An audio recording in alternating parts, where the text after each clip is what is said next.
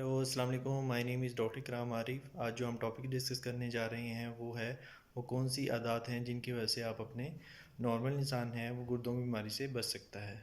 उसमें सबसे पहले नंबर पे आ जाता है आप जो है वाइट पेन किलर करें, बे इरेलीवेंट एंटीबायोटिक यूज़ ना करें, हकीम की मेडिसिन यूज़ ना करें जिसमें लेड मरकरी या कुश्ते वगैरह होते हैं।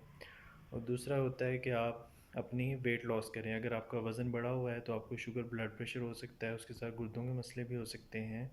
तीसरा ये होता है कि हेल्दी लाइफस्टाइल अपनाएं। उसमें हेल्दी लाइफस्टाइल में होता है कि पानी का ज़्यादा इस्तेमाल करें, प्रोटीन जो है रेड मीट उसका कम इस्तेमाल करें, और उसका जो है पानी से ज़्यादा इस्तेमाल करें, और अपना हेल्दी लाइफस्टाइल अपनाएं। उसमें जो सब्ज़ियाँ वगैरह का इस्तेमाल ज़्यादा करें। और दूसरी चीज़ होती है कि आप वो अपनी स्क्रीनिंग करवाएं, गुर्दों के टेस्ट करवाएं। उसमें रीनल फंक्शन टेस्ट होता है वो लाजमी करवाएं ताकि आप गुर्दों की बीमारी से बच सकें।